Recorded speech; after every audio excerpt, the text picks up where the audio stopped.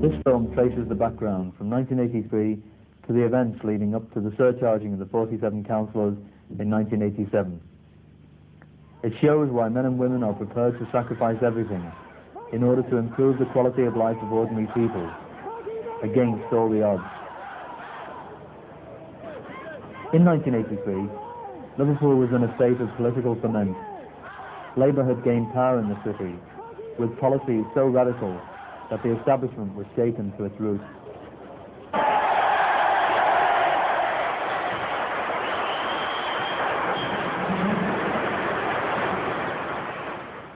Fundamental change, rather than a tinkering at the social margins, was demanded. And when Labour councillors pledged to build houses, create jobs, freeze rents, and not levy large rate increases to compensate for Tory cuts, they received a massive mandate at the polls. Such policies in Tory Britain in 1983 were nothing short of revolutionary. We were left in a position where either we went into the business of cutting jobs and not building houses and reducing the service considerably, or we said we're not prepared to do that, we're prepared to go along the line, which would inevitably mean that we came into conflict with the government. But if local Labour politicians were expected to not rock the boat, like so many of their subservient predecessors, Mrs. Thatcher had not reckoned with the fighting spirit of Liverpool people.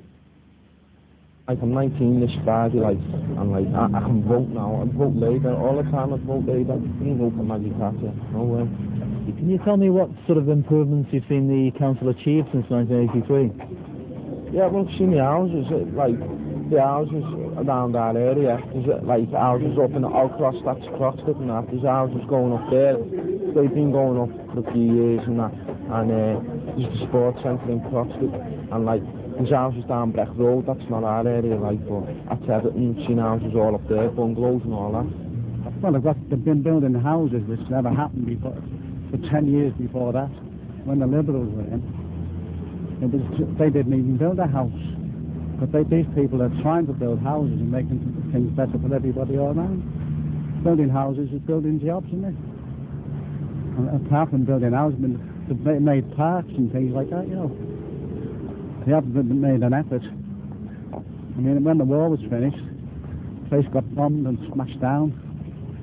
And the government should have built all them then, but they never did it. So now they're doing it off their own back. Everybody understood that the consequences of taking on the establishment mean the establishment throw everything they've got at you. So certainly I don't think there's a single person in the Labour group who wasn't aware of the possible consequences. But the Tories were equally determined that such a revolution in local government should not take place. They understood that a successful Liverpool City Council, carrying out such radical policies as they were elected on, would open the floodgates of demands from every socially depressed city across the UK. Labour in Liverpool demonstrated what socialism in action could achieve.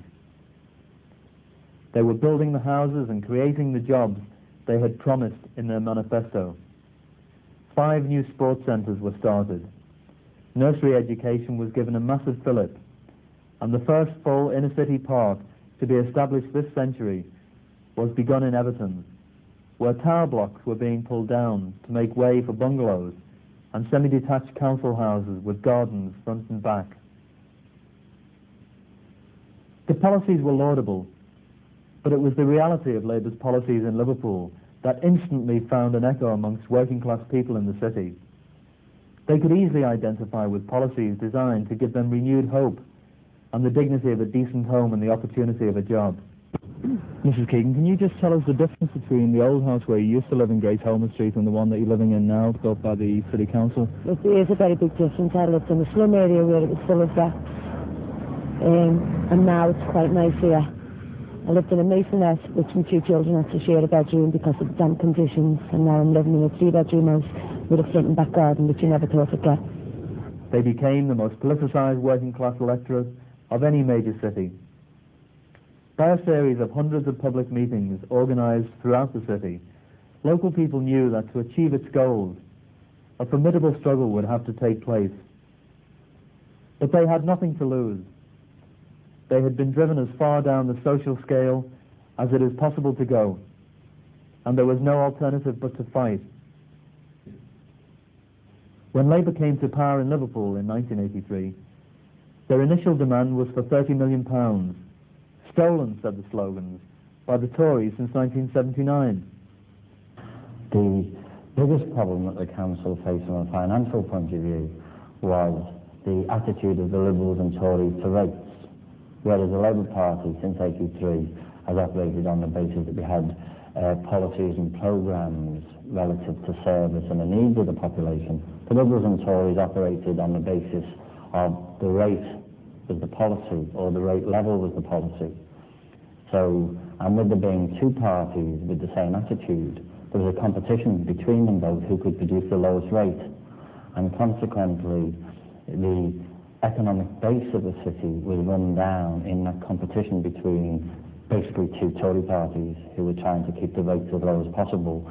And we had a situation where that was followed by a period of penalties, targets and penalties set up by the Tory government, which is built on top of a low rate level and a low income level for the authority, which has led to the problems which we inherited in '83. The Labour Party had campaigned to achieve power over the 5-year period prior to '83, and we had a situation where we were going to defend jobs and services, create jobs and improve services, build houses for rents. There was to be no rent increases, and we refused to increase rents or rates to compensate the Tory cuts in grants. That was the party's basic manifesto, based on the needs of the city. And we set about implementing those policies. And it was more a question of attitude and determination, that we had the policy, we had the programme, and we were determined to find the means of financing it. The first year there was a major campaign to achieve resources from central government. And so, the struggle was entered into, with vigour and a unity of purpose of the Labour councillors and their supporters that would place Liverpool centre stage in Britain's political life for the next 4 years.